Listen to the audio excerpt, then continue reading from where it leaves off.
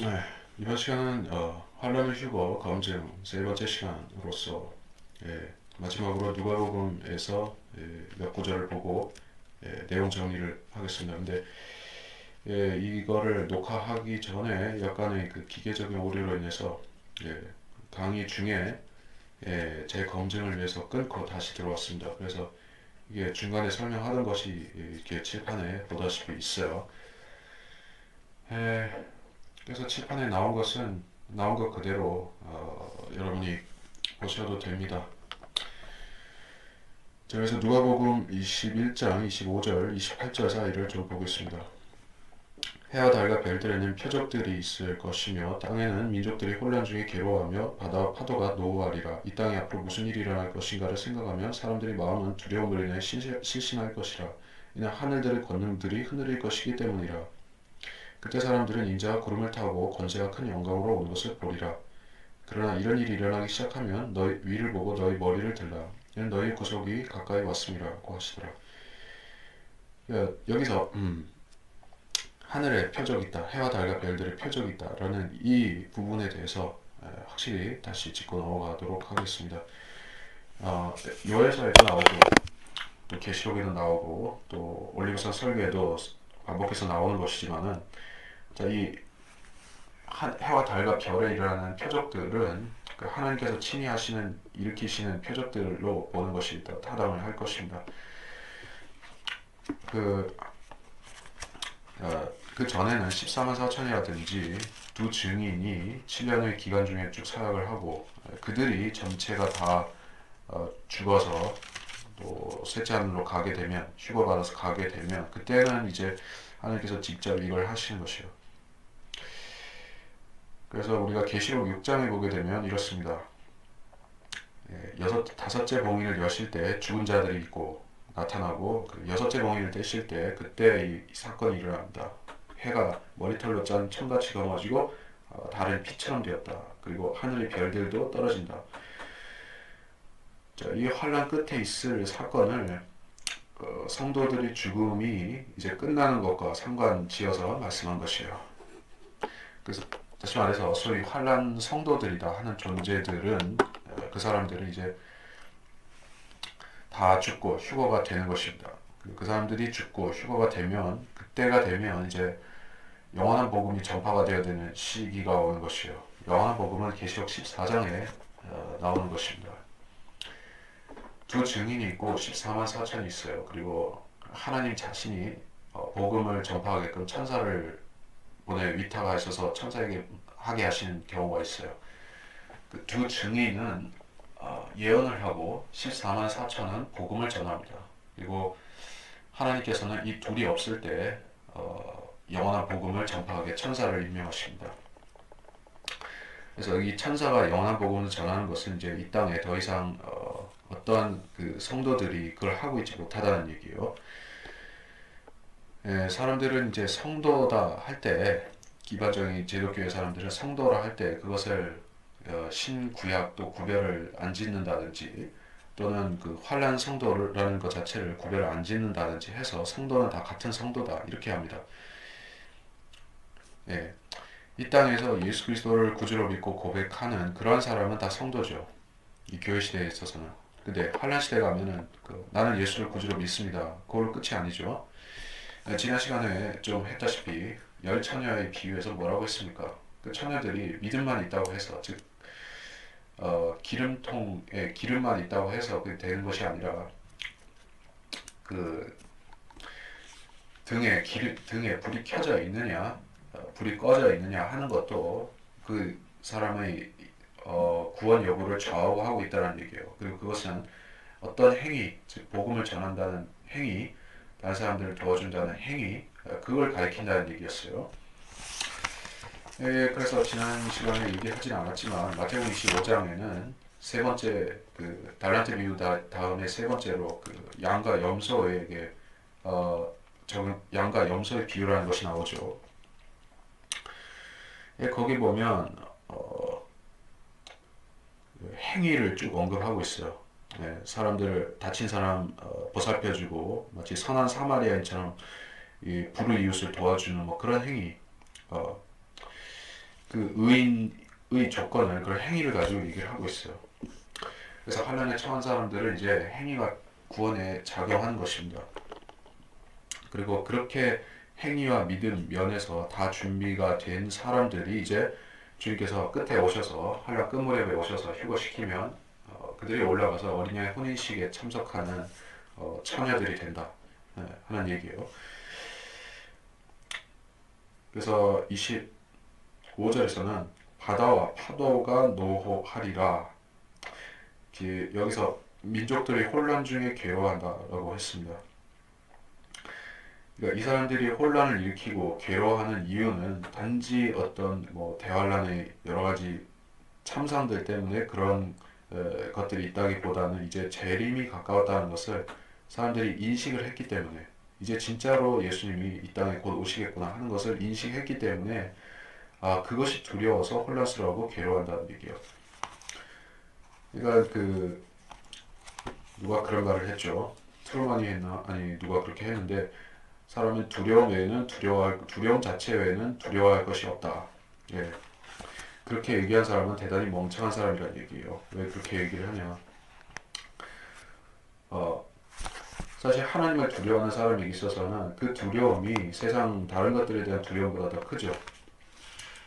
예. 그러니까 두려움도 종류를 나눠야 된다는 얘기예요. 세상을 두려워하는 두려움, 어떤 상황에 대한 두려움, 그리고 하나님 자체를 두려워하는 두려움은 다른 것인데, 예, 물론 그 세상 사람들이 말하는 두려워한다는 것은 세상을 말하는 것입니다. 근데 세상을 두려워하는 것은 패망을 부르게 되어 있어요.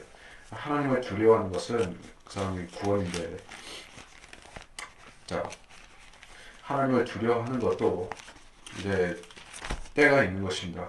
지금 두려워하지 않고 살다가 주님께서 이제 징조들을 보여주시고 환란 끝에 가서 그런 징조들이 나타날 때 그제서야 두려워하는 사람들이 있는데 이 사람들은 이미 구원에서 탈락을 한 사람들인 것이에요. 이 사람들이 느끼는 두려움은 이제 인자이신 주님께서 내려오셔서 자기들을 지옥에 던지시는 그것이 두려운 것이에요. 그래서 계시록 6장 6절, 16절, 17절에는 이렇게 되어 있죠. 상대가 바위들에게 말하기를 우리 위에 떨어져서 보좌에 앉으신 분의 얼굴과 어린 양의 진노에서 우리를 숨기라. 왜냐하면 그분의 진노의 큰 날이 임하였으니 누가 감히 설 수 있으리요 하더라. 자, 환란 성도들이 부활할 때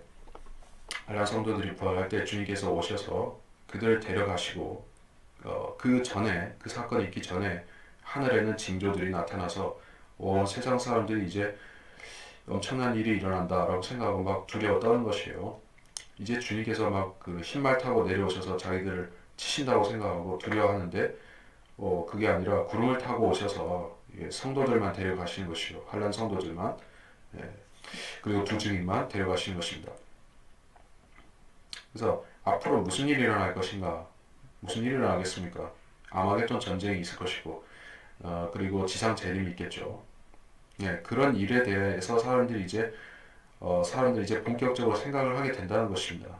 이 7년의 대부분의 기간들을 사람들은 무감각하게 지나 보낼 것이요.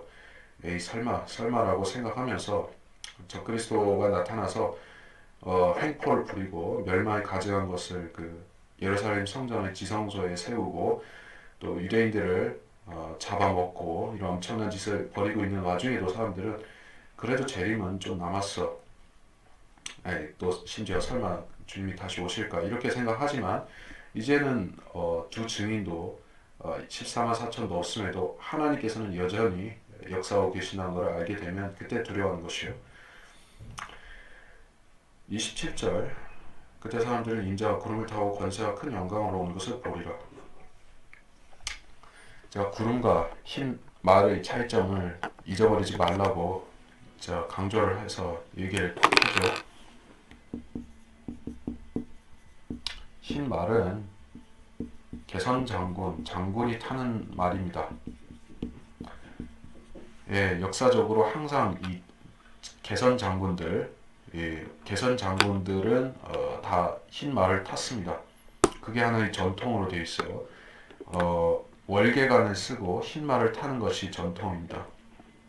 그리고 이 장군이 타는 말은 특별한 품종의 그런 비싼 말을 타지 이 일반 병졸들이 타는 그런 말이 아닙니다. 그래서 여기서 말은 이게 전쟁에 나오셨다는 뜻에서 흰 말이에요.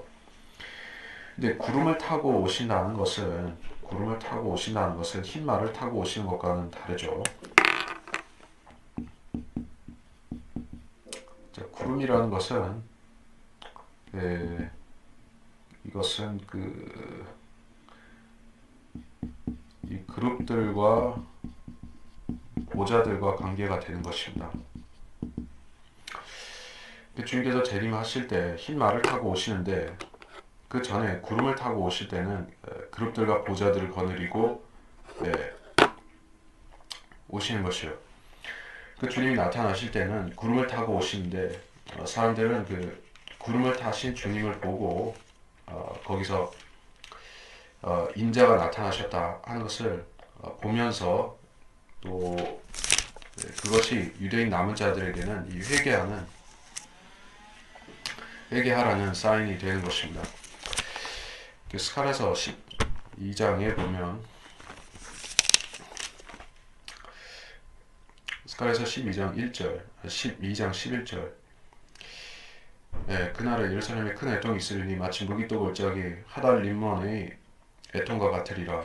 땅이 애통하리니 각 족속이 따로 애통하리라. 이런 말씀이 있어요. 이 족속들, 이 지파들, 이 족속들은 전부 유대인들입니다. 그리고 이들이 회개하는 이유는 인자가 구름에 나타났기 때문에, 구름을 타고 나타났기 때문에 이제 회개하는 것이에요. 유대인들이 회개하고 유대인의 남은 자들이 이제 주님 앞에 다시 돌아와야지 이제 재림이 준비가 되는 것입니다. 그 주님께서는 그냥 돌아오시는 것이 아니라 자신을 환영할 그런 유대인 남은 자들을 준비시켜야 되는 것입니다.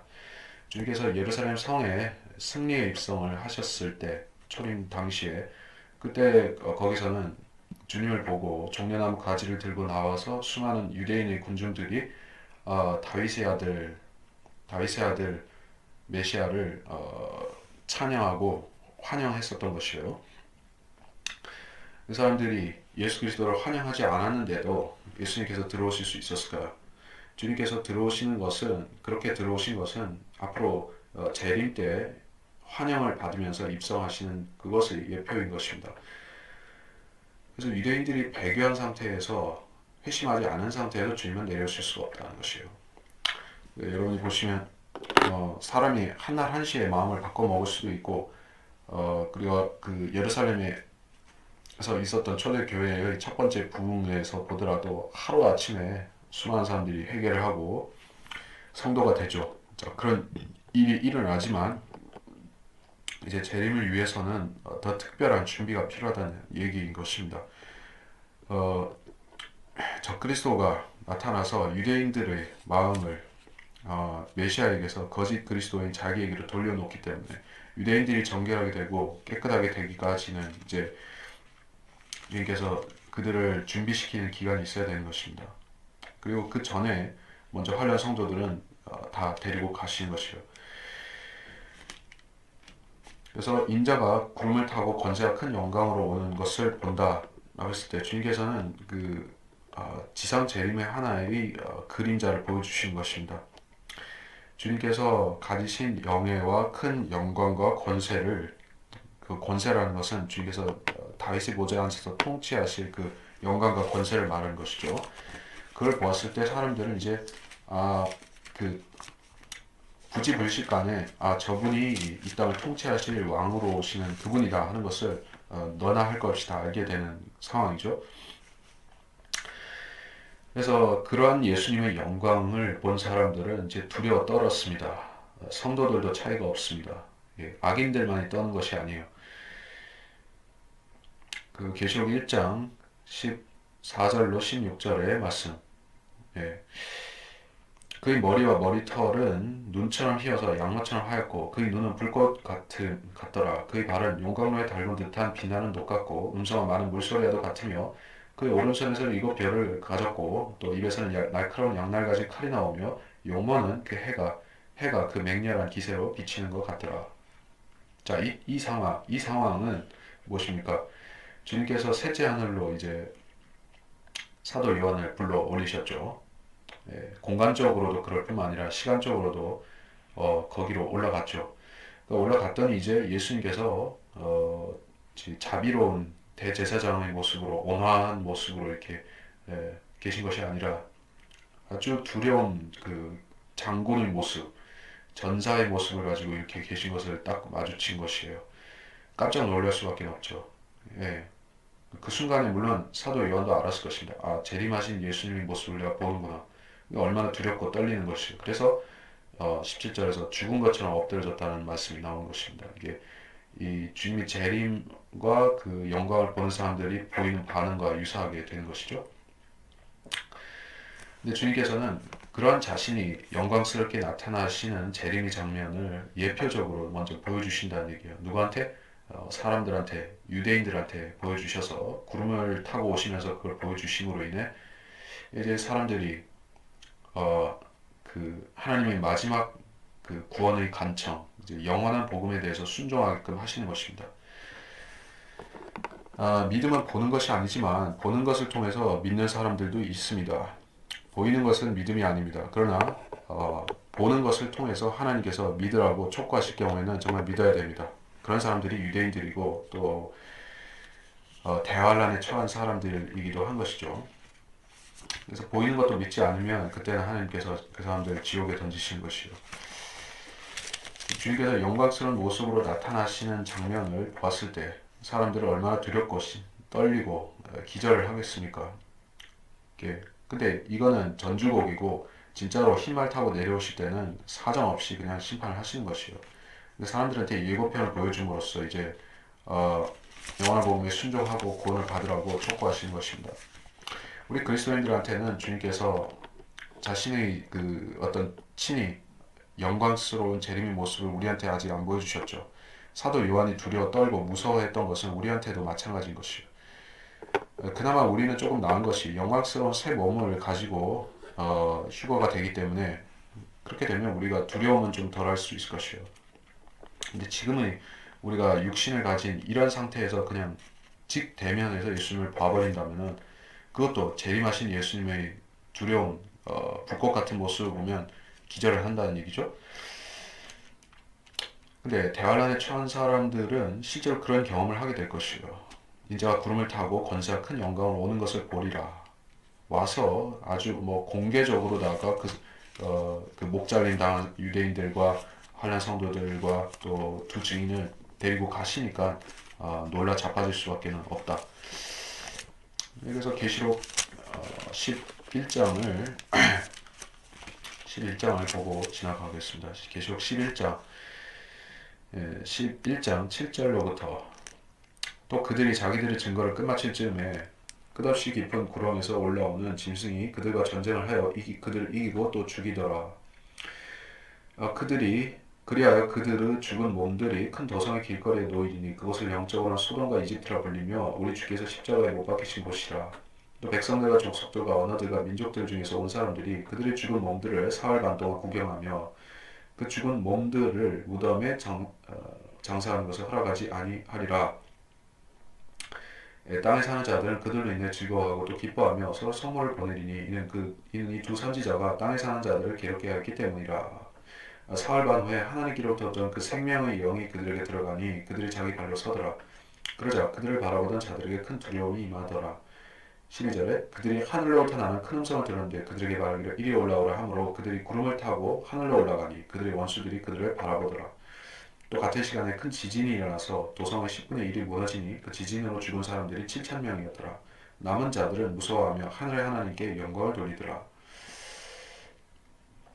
자, 이 지진이 있기 전에 휴거가 있고, 자, 그래서 이 휴거가 두 증인의 휴거이면서 그들뿐만이 아니라 모세와 엘리야의 말을 듣고 믿었던 사람들, 환란 시대에 순교한 사람들, 적그리스도의 짐승의 표와 짐승의 형상에 대해서 굽히지 않았던 그러한 순교자들, 그들이 올라가는 사인이 바로 이 두 증인의 휴거와 함께 일어나는 그 사건이죠. 그래서 이리 올라오라. 음성이 들리고 나서 구름을 타고 올라갑니다. 구름을 타고 올라간다는 이 전반적인 이 상황은 환란 성도의 휴거로서 우리가 구름을 타고 오시는 주님이 구름을 태워서 그들을 올려보낸다는 그 상황이죠. 그리고 계시록 14장에서도 구름을 타고 인자가 와서 곡식들을 추수해가는 그 장면과도 같죠. 이 사건이 일어날 때 사람들은 이제 이 장면을 딱 보는 것이에요. 하늘에서 나는 음성을 보고 음성을 들었는데 이리 올라오라. 그러니까 주님이 아주 가까이 내려오신 것입니다. 그리고 구름을 타고 올라가니까 거기 위에 계시면서 그들을 데리고 불러 올리시는 그 인자의 모습도 밑에 있는 사람들이 딱 본다는 얘기예요. 딱 그 예루살렘 상공에 딱 나타나신 그 모습을 그 사람들이 보는 것이에요. 그러니까는 사람들이 무서워할 수밖에 없죠. 그리고 그 주님의 모습은 인자의 모습입니다. 면류관을 쓰셨고 인자의 모습인 것이에요. 그 모습은 주님께서 이 땅에 오셔서 그 아마겟돈 심판을 하실 그 두려운 모습을, 그 군장을 갖추고 내려오신 것을 보고 사람들은 깜짝 놀라는 것입니다. 예, 그렇게 되기 때문에 그 어린 양의 혼인식에 이 사람들이 들어가죠. 예, 그리고 재림이 있을 것이요. 제가 무슨 얘기를 하려고 하냐면 어린 양의 혼인식에 들어갈 때 신부는 그 웨딩 드레스를 입고 흰 옷을 입고 들어가겠지만 교회는 그렇게 되겠지만 또 그 처녀들도 단장된 모습으로 들어갈 것이고 근데 주님 자신은 이제 이 혼인식만 마치면 그 어떤 환복할 짬도 없이 그냥 내려오셔야 되니까는 이제 그 내려가서 통치하실 그 장군의 모습 칼을 찬 장군의 모습으로 이제 그 혼인식을 치르실 것이에요. 그렇기 때문에 제가 무슨 얘기를 하냐면 혼인식 장면을 우리가 솔로몬의 노래에서 볼 수가 있죠.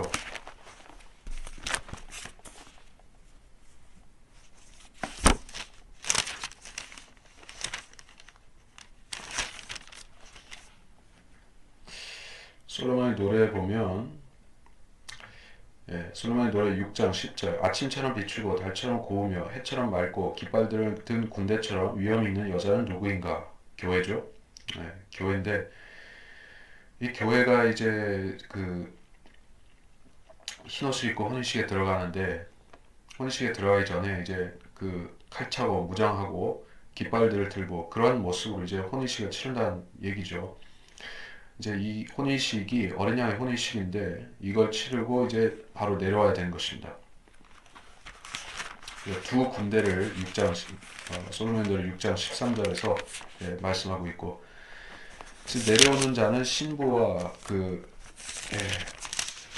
그녀를 이끄는 신랑인데 그 둘은 사실상 한 몸이 되기 때문에 서로 그 모습이 일치하는 것입니다. 그리고 솔로몬의 노래 3장 6절부터 그 뒤에 쭉 보면 연기 기둥과도 같이 몰약과 유향과 상인들의 모든 향료로 향내를 내며 광야에서 온 이가 누구인가 그의 침상을 보라 그것은 솔로몬의 것이로다 이스라엘의 용사 중에서 60명의 용사가 그것을 호위하였는데 그들은 모두 칼을 잡으며 전쟁에 능숙한 사람들이라 각자가 그 밤의 두려움으로 인해 넓적다리에 칼을 찼도다. 자, 이 병거? 병거인데 침상이라고도 되어 있어요. 그러니까 이게 좀 거대한 병거죠. 그러니까 주님의 그 이동식 그 보좌 같은 것이에요.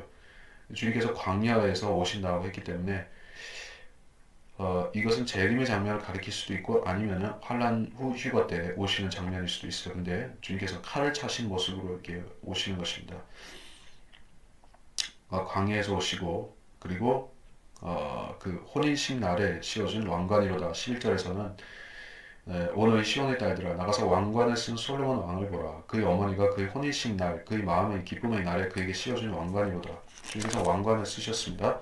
계시록 14장 14절 거기에서도 주님께서 면류관을 쓰셨죠. 그러한 모습으로 오셔서 칼을 찬 이제 이 군대를 무찌르기 위한 준비를 하고 오셔가지고 이제 이 세상을 확 덮칠 줄 알았더니 성도들만 쏙 빼서 환난 성도들 데리고 가시는 것이요. 그래서 28절 누가복음 본문으로 돌아와서 28절 그러나 이런 일이 일어나기 시작하면 위를 보고 너희 머리를 들라 이는 너희 구속이 가까이 왔음이라고 하시더라. 너희 머리를 들라 이게 산들을 보라. 예, 산들을 보라. 산들의 구원이 있다는 그 구역의 구절이 있죠. 그리고 산들로부터 구원이 오지 않는다는 말씀도 있어요. 근데 머리를 들라 하는 것은 자, 물리적으로 예수님이 이제 위에 오셨으니까는 머리를 들고 보라는 얘기예요. 예, 볼 수 있다는 얘기입니다. 27절 같은 장면을 그때 있는 사람들을 이제 고개를 들면 볼 수 있는 상황, 인자가 나타나는 모습을 볼 수 있는 상황, 특별히 유대인들에게 하시는 말씀이죠. 머리를 들라는 것은 유대인들에게 하시는 말씀이에요. 너희 구속이 가까이 왔습니다. 이스라엘의 민족적인 구원, 그들의 민족적인 구속, 새 언약, 그 뉴 카비넌트, 하나님과 새 언약 체결할 그 때가 이제 왔다. 이스라엘이 구원받을 때가 왔기 때문에 이제 그들 남은 자들 이제 머리를 들어야 된다는 것입니다. 근데 이런 일이 일어나기 시작하면이라고 했어요. 표적이 있고 백성들이 혼란에 빠지고 바다 파도가 노하고 이런 것을 보면 그때 하라고 했습니다.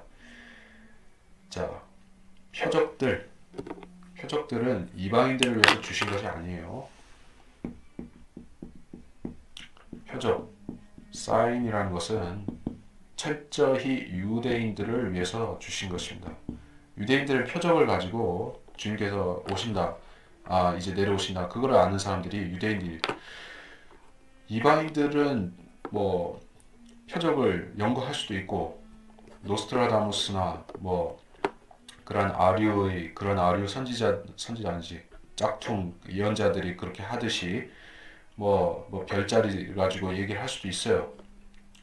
그래 할 수도 있지만은 다 틀립니다. 노스트라다무스도 여기 맞추면 이렇게 되고 저렇게 되고 코에 걸면 코걸이, 귀에 걸면 귀걸이 그런 것들밖에 없죠. 확실한 얘기가 하나도 없어요. 근데 유대인들이 진짜 표적을 받은 사람들로서 그들한테 임하는 표적은 진짜들입니다. 그러니까 그들에게 임하는 표적들 중에 진짜가 있다 이렇게 보는 게 맞죠. 지금 뭐 유대인들도 표적을 얘기한 사람들이 물론 있어요. 유대인 목사들, 유대인 랍비들 뭐 그런 사람들 중에서 자칭 뭐 표적을 뭐 연구해서 알아냈다. 주님께서 몇 년도에 오신다. 몇 년도 몇 월에 오신다. 뭐 이런 식으로 얘기를 하는 사람들이 더러 있더라고요. 근데 그 사람들은 지금 그런 시기가 아닌데 먼저 튀어나온 좀 잘못 나온 사람들이죠. 표적이 진짜로 효력이 있고 진짜로 효력이 있는 표적이 역사하는 때가 대환란 때인 것이에요. 특별히 여기서는 대환란 끝에 있을 표적을 말씀하고 있는 것입니다. 그래서 여기서 너희라고 했을 때 이 사람들은 표적을 보고 깨달아서 이제 주님 오신다 이렇게 대비하는 사람들, 열 처녀 중에 현명한 다섯 처녀 같은 사람들, 또 그 유대인들 그들이요. 그래서 이 사람들은 표적을 보고서 이제 휴거가 가깝다 하는 것을 비로소 깨달아 안 것입니다.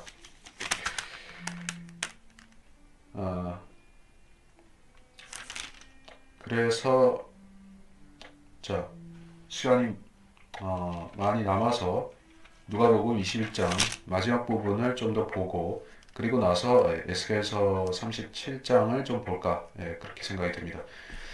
에스겔 37장에는 거기도 부활의 장면이 나오기 때문에 일단 34절부터 보면 너희는 스스로 주의하라. 그래야 어느 때라도 너희 마음이 방탕과 술 취함과 이생의 염려로 무겁게 되어 그 날이 갑자기 너희에게 임하지 않게 하라. 이는 그 날이 온 땅에 거하는 모든 사람 위에 덫처럼 임할 것이기 때문이라. 그러므로 깨어서 항상 기도하라. 그래야 장차 일어날 이 모든 일에서 피하고 또 인자 앞에 서기에 합당하게 여겨질 것이라고 하시더라. 자, 주의하라. 마음이 술 취함과 방탕과 이생 염려로 무겁게 되지 않게 해야 된다라고 했습니다. 마음에 샛별이 있어야지 그 험난한 시기를 견디고 끝까지 갈 수가 있습니다. 또 등불에 기름도 있고 불도 켜져 있어야지 그 험난한 시기를 끝까지 견디고 환란 끝까지 가거나 아니면 뭐 순교를 하든 간에 그들을 견딜 수가 있습니다. 이 스스로 주의하라 하는 말씀은 교회 시대에도 영적으로 적용이 됩니다. 그 날이 갑자기 임한다고 하는 의미가 우리에게 있어서는 휴거의 날이 될 수가 있죠. 왜냐하면 이것은 예고 없이 닥치게 되기 때문이에요. 교회는 어떤 표적을 가지고 휴거의 날이 가깝다 이렇게 분별하는 그 받은 적이 없습니다. 우리한테 있어서는 직접적인 표적이 없어요, 사실. 사실 누가복음을 포함해서 이 마가복음, 마태복음에 나오는 이 올리브산 설교에서 우리한테 직접 작용하는 표적들은 아니에요. 뭐 다 간접적입니다. 누가복음 21장 여기 21장 9절, 10절, 11절 이런 데를 보면 그러나 너희가 전쟁과 소요에 관하여 들을지라도 두려워하지 말라. 이런 일이 반드시 일어나겠지만 당장 끝은 아니니라 것이니라. 또 그들에게 말씀하시기를 민족이 민족을 대적하고 나라가 나라를 대적하여 일어나리라. 큰 지진이 여러 곳에 있을 것이며 기근과 역병과 무서운 광경과 큰 표적들이 하늘로부터 있으리라. 전쟁과 소요, 전쟁의 소문, 민족을 대적하고 나라가 나라를 대적하고. 자, 지금도 비슷한 것이 있으니까는 이거는 지금에 적용해도 되고 이렇게 할 수가 있는데 물론 지금은 그렇습니다. 그런 비슷한 사건들이 일어나기 시작했습니다. 근데 정확하게 말하자면 이 올리브산 설교의 내용은 7년 환란의 기간 중에 있을 사건들을 말씀하는 것이에요. 지금 있을 사건들이 아니라 7년 환란이 시작되면 그때부터 있을 일들을 말씀한 거예요. 그러니까 전쟁과 소요에 대해 듣고 민족이 민족을 대적하고 이것은 환란이 시작되면 이제 이런 일이 시작된다는 얘기를 하고 있죠. 그러니까 지금 비슷한 일이 있다고 해서 이 구절과 연관지어서 이제 생각하는 것은 좀 아닙니다. 자, 그래서 그 날이 35절에서 그 날이 온 땅에 거하는 모든 사람 위에 덫처럼 임할 것이기 때문이라. 이게 여기선 덫처럼 임한다고 했고 또 도둑처럼 모신다라는 게 마태복음 24장에 나오죠. 마태복음 24장 43절 그러나 이것을 알라.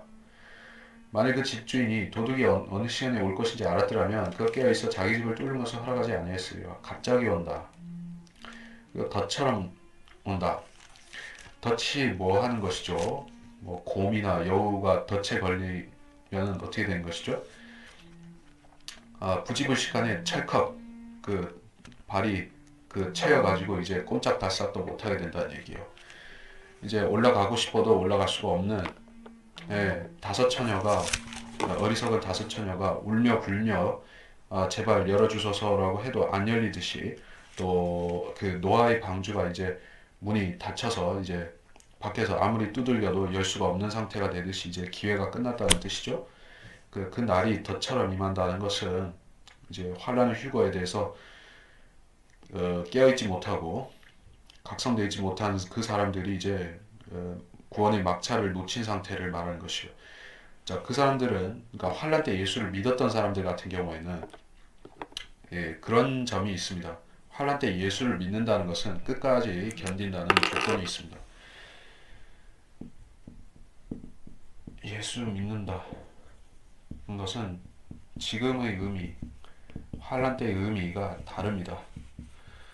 환란 때는 끝까지 견디면 그게 구원의 완성이고 지금은 예수를 믿었으면 그게 시작이고 끝입니다.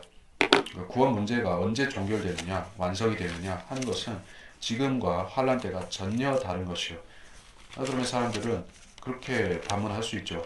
예수 믿는 건 그냥 예수 믿는 거고 성령 받는 건 성령 받는 거고 뭐 지금이나 환란 때나 그것이 그것이고 뭐가 차이가 있겠느냐 뭐 이렇게 생각을 하지만은 실질적으로 아닙니다. 끝까지 견디라는 말씀은 환란을 끝까지 견뎌서 그 사람들이 실질적으로 구원을 완성해야 된다는 뜻에서 말씀한 것이에요. 구원을 완성하지 못했다면 어떻게 됩니까? 덜 구워진 빵이나 오도 가도 못하는 그런 덫에 걸린 신세나 이렇게 돼버리는 것이요. 그러니까 그 사람은 이제 구원을 상실하고 지옥에 가는 사람이 되는 것입니다.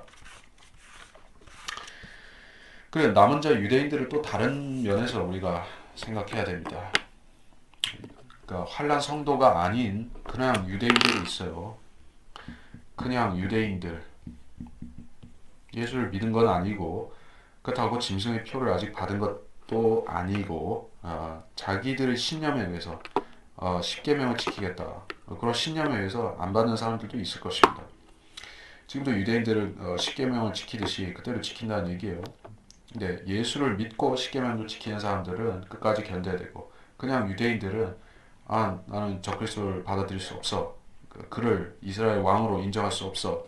그렇게 거부하는 사람들이 있을 것입니다. 근데 그런 사람들이 이제 유대인들의 남은 자들로서 스가랴서 12장에서 그 사람들이 이제 이 사건 환란의 휴거가 일어나는 그 시점에 이 사람들이 이제 비로소 예수님이 누군지를 아는 사람들이죠. 근데 환란이 시작하고 나서 예수를 믿기 시작한 사람들은 그 사람들은 열처녀 같은 사람들은 이미 믿고 있는 사람들이죠. 그냥 유대인들은 이 환란일고 사건이 일어나고 주님이 공중에 구름 타고 오시면 그 시점에서 믿고 이제 불이 나게 이제 돌이키는 사람들이 있어요. 인자가 이 땅에 올 때 믿음을 찾아볼 수 있겠느냐라는 말씀이 있어요.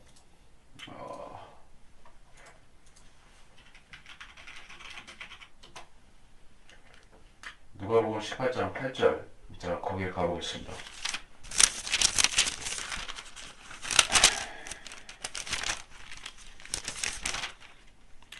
누가복음 18장 8절 내가 너에게 말하노니 하나님께서는 그들이 원한을 속히 갚아주시리라. 그러나 인자가 올 때 그가 세상에서 믿음을 찾아볼 수 있겠느냐고 하시더라.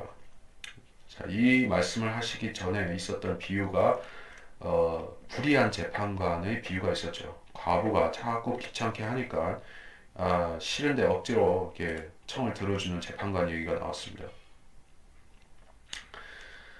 원한을 갚아주시는 것은 이제 환란 끝에 이제 오시는 것과 휴거시키는 것과 관련이 된다 이렇게 보면 되죠. 또는 지상 재림의 의미도 될 수가 있지만 그래서 원한을 갚아주신 것은 이제 환란 성도들의 계시록 6장에서 복수해달라 그거를 성취시켜주는 것과 같은 얘기죠. 그래서 그런 맥락에서 환란 끝의 맥락에서 이 말씀이 나왔습니다. 그가 세상에서 믿음을 찾아볼 수 있겠느냐. 믿음 자체가 없다. 자, 믿음은 몇 가지가 있을 수가 있어요. 자기 믿음이 있을 수가 있어요. 아니면은 예수님이 주신 받은 믿음이 있을 수가 있습니다. 예, 자기 믿음은 분량이 나뉠 수가 있습니다. 근데 받은 믿음, 즉 그 예수 믿고 하늘나라 가는 그 믿음은 그냥 받은 믿음 그 자체입니다. 자기 믿음은 믿음이 적다, 믿음이 많다 그렇게 말할 수가 있는 것이죠. 하여튼 자기 믿음이든 아니면은 예수 믿는 그 받은 선물로 받은 그 믿음이든 여기서 믿음이 없다고 했을 때 결국에는 믿음이 없다는 얘기예요. 이것도 없고 저것도 없는 것입니다. 그리고 그 사람들은 어떤 사람들이에요? 성령이 없는 사람들이고 아직 예수를 믿지 않은 사람들을 말하는 것입니다. 그래서 인자가 올 때 믿음을 찾아볼 수 없다라고 하는 이유가 있습니다. 잠깐만 제가 누가복음 어디서 봤었죠? 누가복음 21장을 아니다. 누가복음 18장을 얘기를 하다가 다시 넘어왔는데 하여튼 인자가 이 땅에 올 때 믿음을 찾아볼 수 있겠느냐? 찾아볼 수 없다. 찾아볼 수 있겠느냐? 찾아볼 수 없다. 예, 그러한 의미가 될 것이요. 그러면 그 14만 4천 제일 믿음 좋은 그 첫 열매 되는 사람들은 이미 환란 중간쯤에 이미 다 모가지가 잘려서 올라갔고 이제 두 증인도 죽었고 그 나머지 환란 때 신실한 사람들 유대인들도 다 죽었고 그럼 이제 남은 사람들은 이제 다 죽은 사람 빼고 별로 없죠. 산 사람들은 고작해야 그 현명한 다섯 처녀. 이 현명한 다섯 처녀는 사실은 좀 실수를 한 사람들이고 졸았던 사람들인데 그나마 좀 뭘 했으니까 올라간 행위가 있었으니까 올라가는 정도이고 진짜 믿음이 있는 사람들이 없다 이런 얘기예요. 믿음이 있는 사람이 없다. 그게 환란 끝에 환란 휴거 직전에 있을 상황입니다. 근데 지금에 적용되지는 않아요. 지금은 믿음이 있는 사람들을 오셔서 주님께서 데려가시는 것이죠. 환란 전 휴거라는 것은 그럴 수밖에 없어요.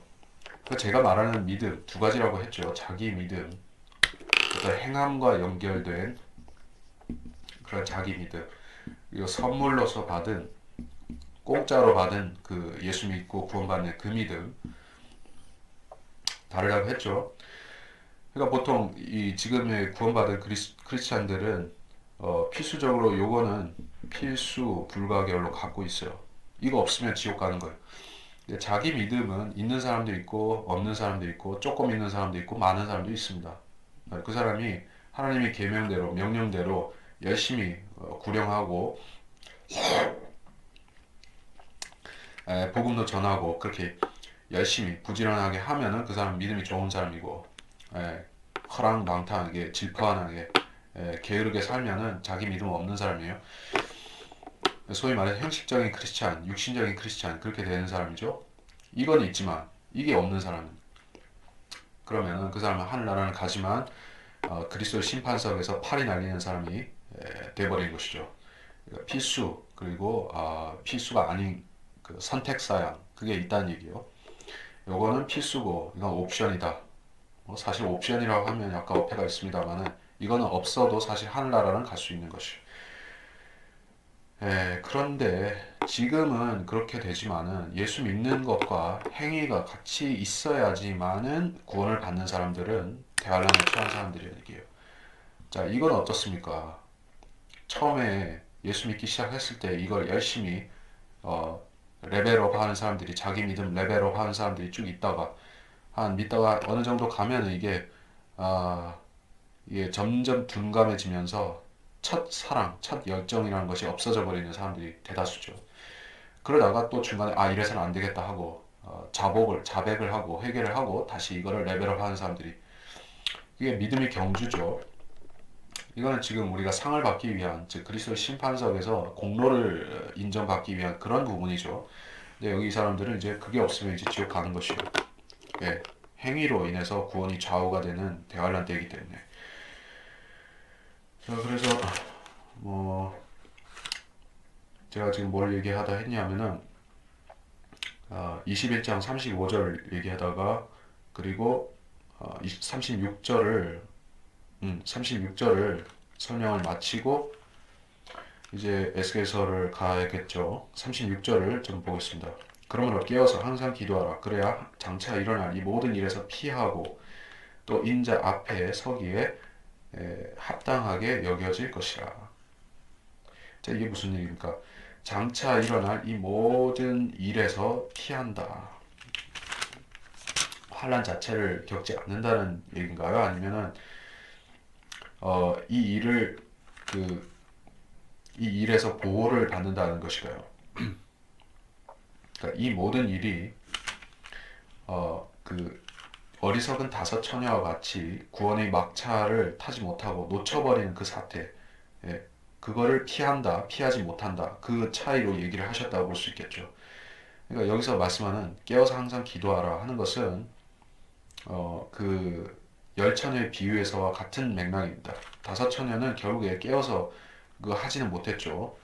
마지막에는 졸았습니다. 그런데 그들은 아마 현명한 다섯 처녀는 깨어서 항상 기도하는 사람들이었을 것이요. 그러한 유대인들이었을 것입니다. 그러다가 막판에 좀 어, 삐끗했습니다. 근데 그래도 그렇게 항상 했기 때문에 인자 앞에 설 수가 있는 것이요. 인자라는 것은 그리스도께서 사람의 모양, 육신의 모양으로 나타나시는 다시 말해서 지상 재림과 관련된 그 주님을 말하는 것입니다. 인자 앞에 선다는 것은 이미 교회 시대를 훌쩍 뛰어넘어서 환란 끝으로 가는 것이요. 이 인자 앞에 선 사람들이 이제 혼인식에 참석하기 위해서 들려 올라가는 그 다섯 처녀 같은 사람들, 그 사람들인 것입니다. 그래서 누가복음 이제 마치고 이제 에스겔서로 가겠습니다.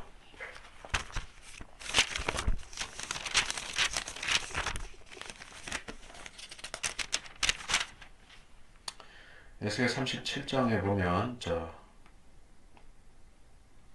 그거 전부 다 읽을 수는 없겠지만 약간 보겠습니다. 37장 1절에 주의 손이 내게 임하시어 주의 영으로 나를 데리고 가셔서 뼈로 가득 찬 골짜기 가운데에 나를 세우시고 나를 그 사면에 지나가게 하셨는데 뭐라 그 열린 골짜기에는 심이 많은 뼈가 있더라. 뭐라 그 뼈들이 심이 말랐더라.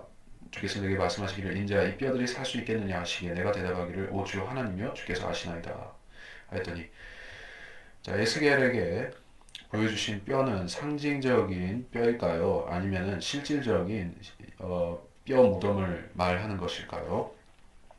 상징적인 것이라면 이것은 이스라엘의 국가적인 부흥 2000년 동안 말라버린 그 저주받은 무화과 나무처럼 있다가 이제 잎사귀가 나고 이제 푸르러지는 그 상징적인 것을 얘기했다라고 해석할 수 있겠죠. 근데 상징적이다라고 얘기를 하는 것은 실질적인 의미를 완전히 없애버리는 게 아닙니다. 상징적으로 그럴 수도 있어요. 상징적으로 이스라엘 나라가 부흥하는 모습을 보여준 걸 수도 있어요. 근데 이 자체가 문자적으로 의미하는 것도 있다는 얘기예요. 자, 그거를 놓치면 안 됩니다. 그러면 이런 사건이 실제로 일어납니까?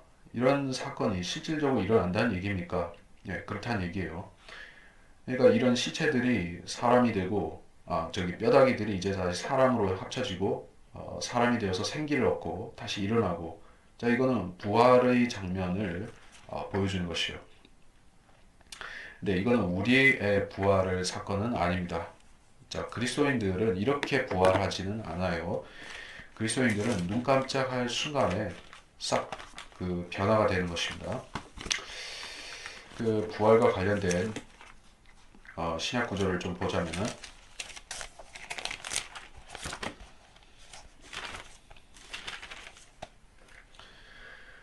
어, 고린도전서 15장 51절 보라 내가 너에게 한 가지 신비를 말하니 우리가 다 잠잘 것이 아니요 오히려 우리가 모두 변화될 것이니 마지막 나팔 소리에 눈 깜짝하는 순간에 그러하리라. 나팔 소리가 나면 죽은 자들이 썩지 않은 몸으로 일으켜지며 우리도 변화되리라. 자, 순식간에가 강조가 되고 있어요. 눈 깜짝하는 순간에 0.001초 만에 이런 식이에요. 네, 여기서 보면 에스겔 37장에서는 눈 깜짝하는 순간에 이 사람들이 산에 있는 산 사람으로 바뀐 것은 아니고 단계가 있네요. 그렇죠. 먼저 뼈들이 이제 그 힘줄, 살, 피부 이런 식으로 덮이는 것이에요. 예. 그러면서 이제 그 뼈들이 모여들어서 자기 뼈에 붙더라 이렇게 얘기를 하고 있습니다. 그리고 나서 이제 힘줄과 살이 뼈들 위에 오르고 피부가 덮고 그랬음에도 불구하고 숨이 없었다고 얘기를 하고 있어요. 그래서 숨이 없다는 것은 이 사람들에게 아직 하나님께서 영을 주시지 않았다는 것입니다.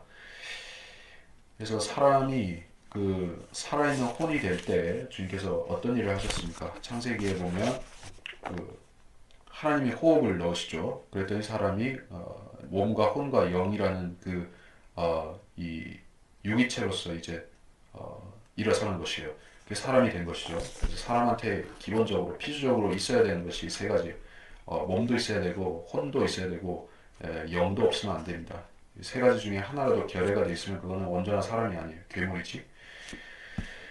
그래서 이제 그 사람의 형상으로는 다 돌아왔는데 아직 이들이 영을 받지를 못했습니다. 그래서 일어서지를 못했습니다.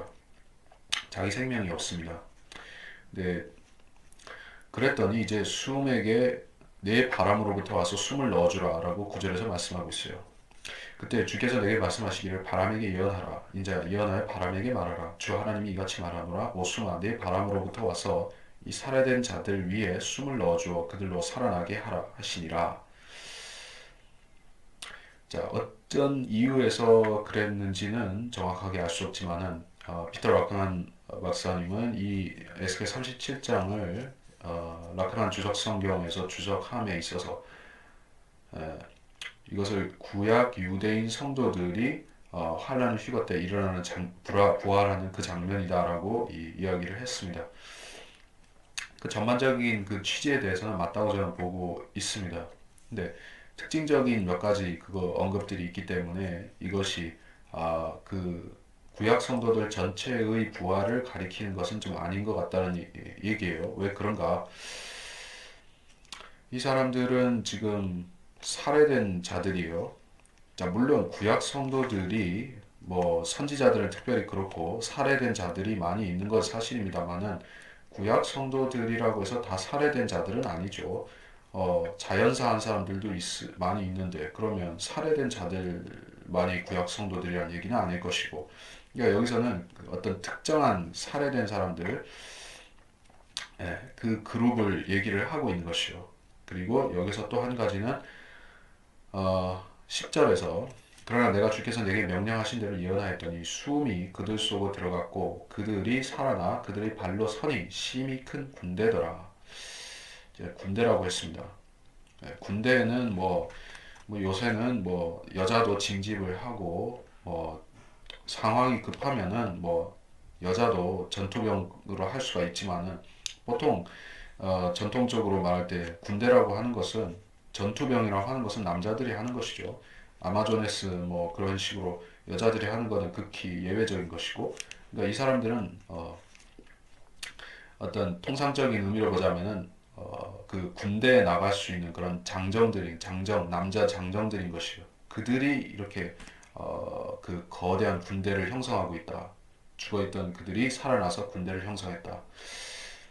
뭔가 어떤 그 특정한 사건입니다. 그러니까 전반적인 환란 구약 성도들이 다 이 사람들이 아니라, 자, 그래서 11절을 보자면은 그때 주께서 내게 말씀하시니라 인자 이 뼈들은 이스라엘에 온 집이라 보라 그들이 말하기를 우리의 뼈들은 말랐고 우리의 소망은 사라졌으며 우리의 부부는 완전히 끊어졌도다 하느니라. 이스라엘에 온 집이라 했습니다. 그러니까 이 사람들은 이스라엘의 온 집을 대표하는 대표자들 같은 사람들이요. 오늘날로 말하자면은 장로나 혹은 그렇죠. 제일 적합한 게 나시린 같은 사람들, 선별된 사람들, 대표자급인 사람들, 그 대표 선수, 대표 주자 같은 사람들, 그런 사람들이요. 제일 훌륭한 사람들이요. 제일 빼어난 사람들이요. 그런 사람들인데 다 죽어버린 것이요. 어디가 연상이 됩니까? 환란 때 유대인들이 엄청나게 죽임을 당하는 그 장면하고 오버랩이 되죠.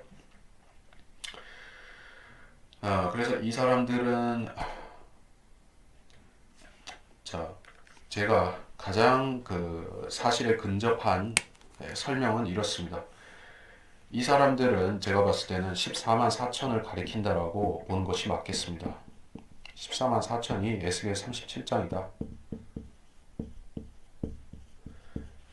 우리가 그 계시록에 보게 되면 14만 4천의 등장 그리고 14만 4천이 하늘의 시온산에 가서 있는 거 그 두 장면이 계시록 7장 그리고 14장에 나오지만은 그 중간에 그들이 어떻게 죽었는지 어떻게 죽어서 어떻게 지금 하늘에 간 건지 그거는 나와 있지를 않아요. 근데 추리할 수 있는 거는 이 사람들은 환란 성도들이기 때문에 목이 잘려서 죽었으리라는 것은 알 수가 있지요. 그 14만 4천의 사람들이 그 유대인 남자들이 동정들이 사역을 하다가 이제 다 죽을 것입니다. 다 죽고 그 사람들이 이 골짜기에 버려져 있는 것이요. 뼈가 돼가지고. 예. 그래서 뭐 이거 앞뒤 설명을 다 하자면 복잡하니까 14만 4천이 언제 다 그 죽임 당하는가 하는 것을 제가 생각하는 그것은 성경에 한 때와 두 때와 반 때가 있습니다. 예. 14만 4천 명이 이제 한때 두 때 반 때는 14만 4천 명이 요 앞부분에 죽는다. 그리고 이때 휴거된다. 이렇게 보는 것이 제 입장입니다. 그 첫 열매들에 속한 사람들, 첫 열매들인 사람들이 바로 14만 4천이에요. 그래서 이 사람들은 제일 먼저 다 죽습니다. 그리고 마지막에 가면 두 증인도 죽고 환란성도 나머지도 다 죽어요. 그러면 이때 이 사람들이 한꺼번에 휴거가 되죠. 거기다가 구약 성도들까지 다 들어갑니다. 그럼 결국에 이 사람들이 14만 4천이라면 이 사람들이 구약 성도라는 얘기인데, 그렇죠? 라카 목사님은 14만 4천을 구약 성도라고 하지는 않았고 여기에 본문 37장에서만 그렇게 얘기를 했습니다. 근데 거기에 대해서 더 디테일한 설명을 가지고 왜 이 사람들이 구약 성도들인가에 대해서 설명은 없었어요. 단지 11절에서 이 사람들은 이스라엘 온 집이라고 했기 때문에 이스라엘 사람들이다. 그러한 맥락에서만 얘기를 한 것입니다. 자, 이걸 전체 설명하자고 하면은 결국에 이 14만 4천은 구약 시대의 어떤 사람들인데 대환란 때 주님께서 다시 그들을 보내서 어떻게 하다가 죽은 것이에요. 죽어서 결국 환란 끝에 구약 성도의 자격이자 환란 성도의 첫 열매의 자격으로서 휴거가 되는 사람들이 되겠죠. 그런 남자들이 되겠죠. 뭐 이것에 대해서 설명하는 해법은 사실은 거의 한 가지밖에 없는 것 같습니다. 이들은 구약 시대에 죽은 사람이어야만 됩니다. 다시 말해서 신약 시대에 와서 죽은 사람들은 아니란 얘기예요. 또 신약 시대에 태어난 사람도 아니란 얘기입니다. 14만 4천은 그들이 등장이 베일에 가려져 있는 것만큼이나 그들의 죽음과 그들의 부활과 그 부분에 대해서도 베일에 가려져 있습니다. 그래서 잘 모르는 부분을 깊이 얘기할 필요는 없을 것이에요. 네, 추정하기로는 이 사람들은 주님 당시에 주님 당시에 주님과 비슷한 시기에 태어나서 죽은 그 사람들일 수 있다는 것을 제가 참고적으로 얘기를 하겠습니다.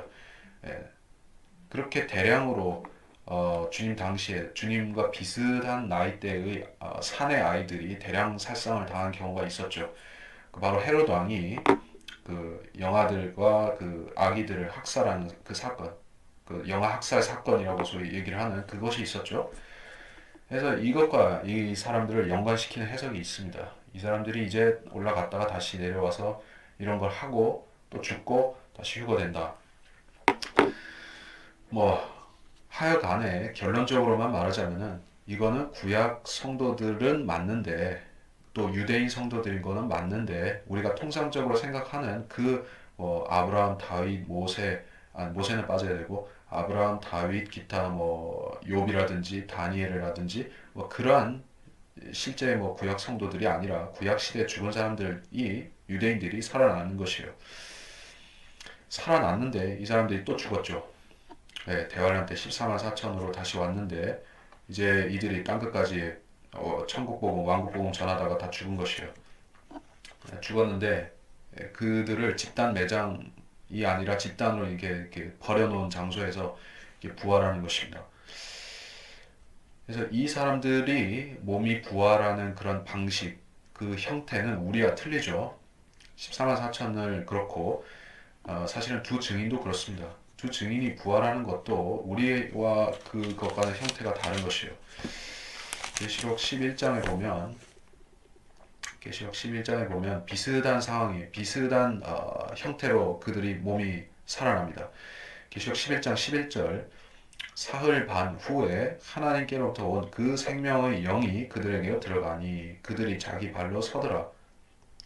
자, 비슷한 방식으로 일어납니다. 이 뼈의 골짜기에서 살아나는 그 사람들하고 비슷해요. 숨이 들어가죠. 여기 아까 얘기했듯이 이 사람들은 숨이 들어가니까 이게 이 사람이 생명이 되었어요. 생명이 생겼어요. 이 두 증인, 즉 모세와 엘리야 이 두 사람에게도 하나님의 생명의 영이 들어가니까 자기 발로 섰습니다.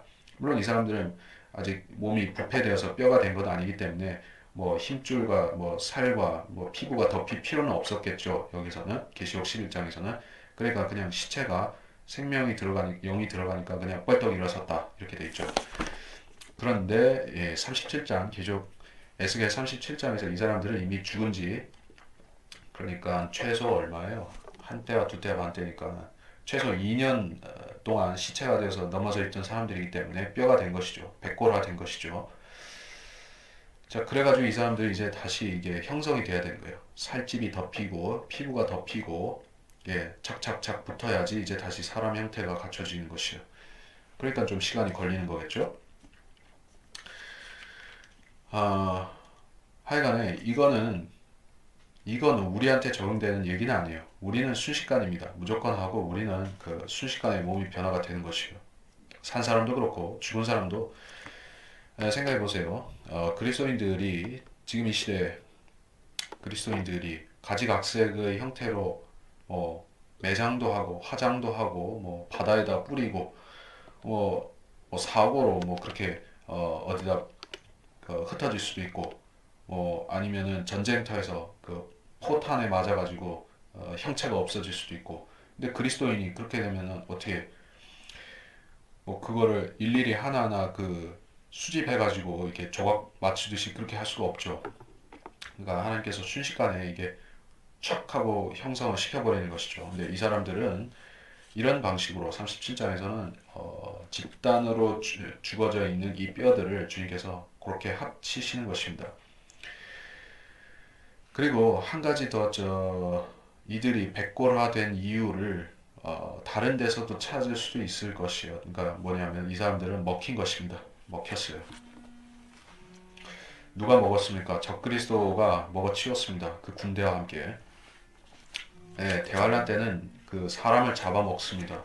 잡아먹고 특별히 유대인들을 잡아서 스테이크를 해서 먹어버리든지 아니면은 그 피의 미사를 바치면서 그 사탄의 미사를 바치면서 다 죽이는 것이요. 그렇기 때문에 이 사람들은 식량이 돼가지고 이제 그 뼈다귀가 이렇게 버려진 사람들인지는 모르겠습니다.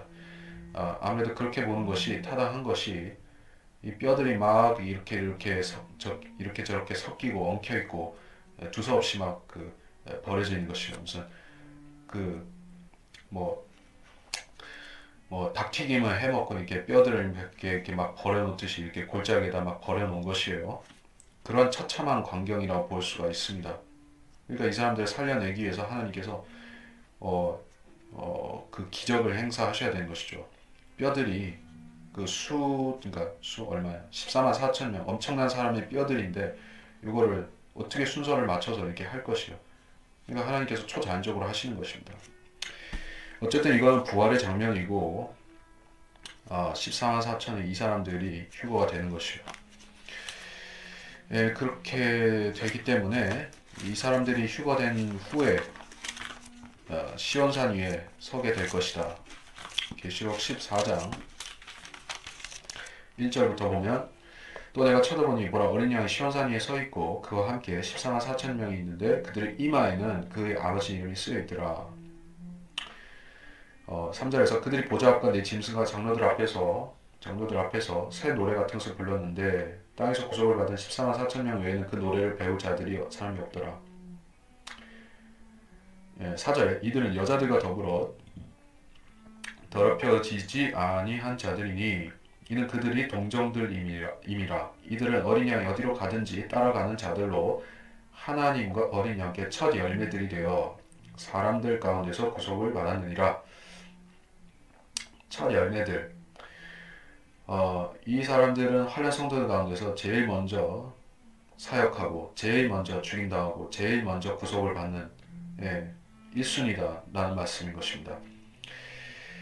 그리고 이들은 어린 양과 직결되어 있는 존재, 어린 양과 개인적으로도 밀접한 관계에 있는 사람들, 즉 주님 당대, 초림 당대 살다가 죽었던 그 사람들인 것이에요.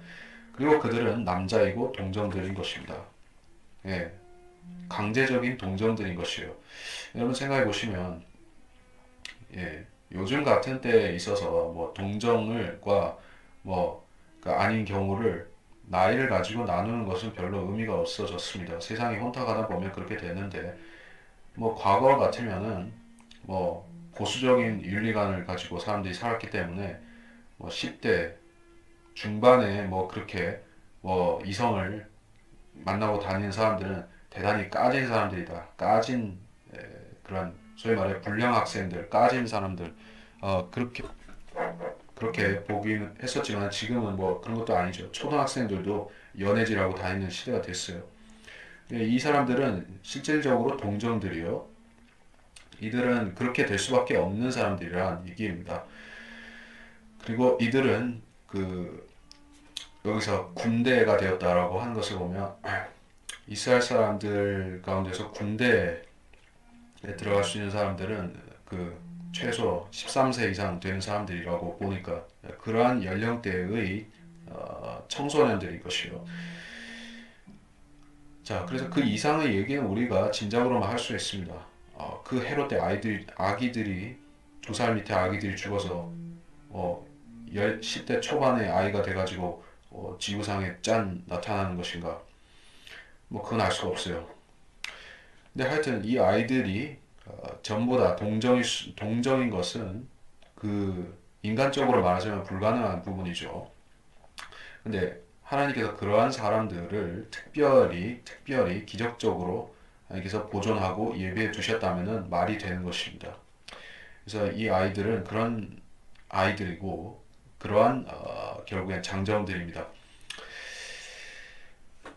그래서 11절 아니 잠깐만 11절을 하다 말았는데 보라 그들이 말하기 우리 뼈들은 말랐고 우리의 소망은 사라졌으며 우리의 부부는 완전히 끊어졌도다. 그래서 그들이 말하기를 우리의 뼈들이 말랐다. 우리의 소망은 사라졌다. 우리의 복은 끊어졌다. 그래서 이 죽은 사람들이 어떻게 우리 뼈들은 말랐고 소망이 사라졌고 이렇게 얘기하느냐라고 생각하니까 이거 상징적으로 이스라엘이 나라가 이렇게 아주 피폐해졌다. 지금 뭐 나라 없이 흩어져서 1900년 동안 살았던 그거다. 이렇게 얘기를 하는데 자세히 보시죠. 이 뼈들은 이스라엘의 온 집이라고 했습니다. 이들이 그 온 집이라고 할 때는 뭐가 되겠습니까? 이스라엘이란 나라는 지파들로 12지파들로 구성된 나라입니다. 그래서 이스라엘의 온 집이라는 것이 성립되기 위해서는 지파들이 12개 다 있어야 돼요.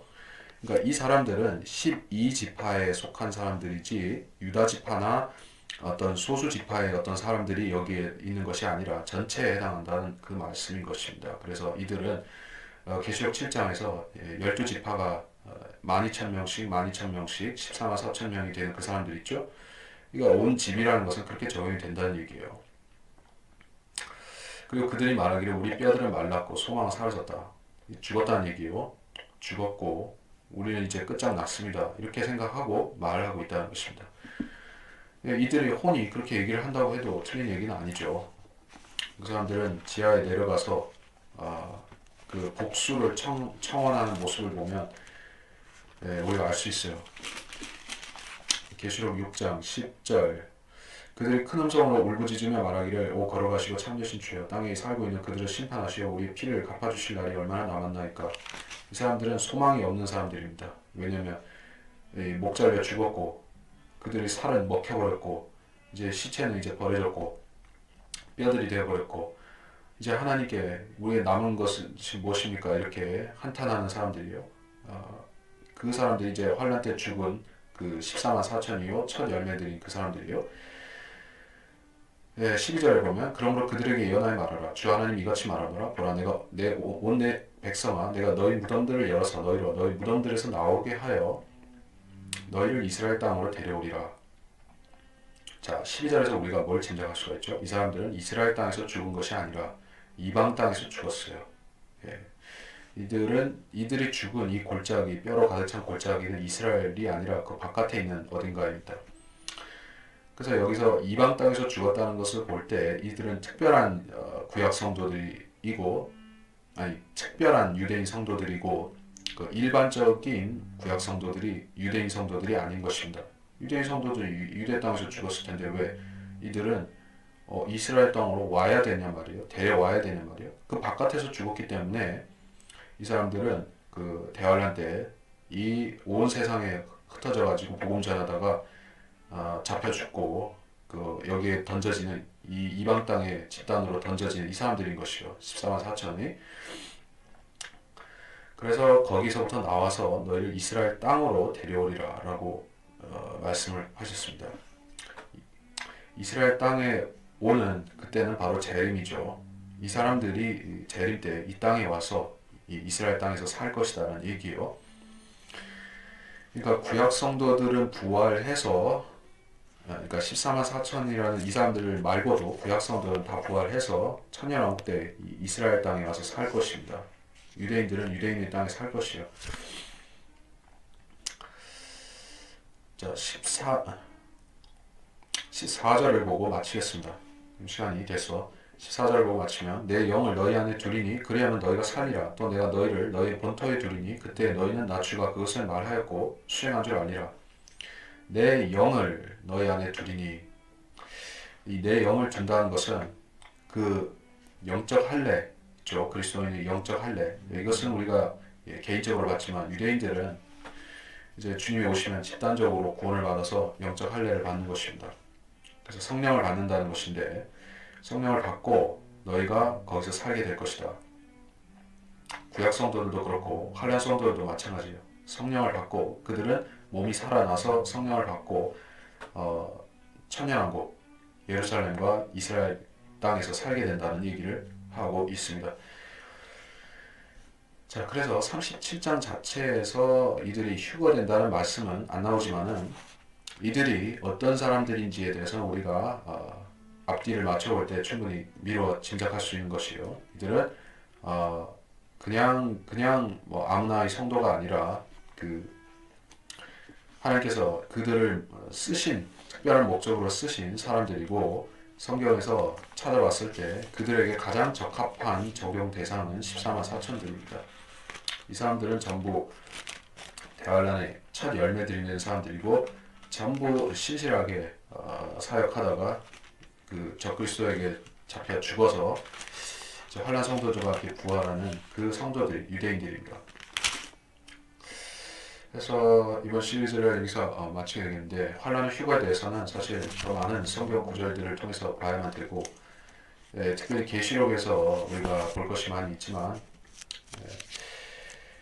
제가 마지막으로 남길 말은 이 교리를 이해하는 것, 환란의 휴거라는 것에 대해서 이해하는 것은 뭐 그리스도인으로서 필수사항이다 얘기하지는 않습니다. 모를 수도 있고 잘 몰라도 상관이 없습니다. 우리가 확실하게 알아야 되는 교리는 그리스도의 환란전 공중 재림 휴거 거기에 대해서 우리가 확실히 알고 믿고 있으면은 그걸로 끝이에요.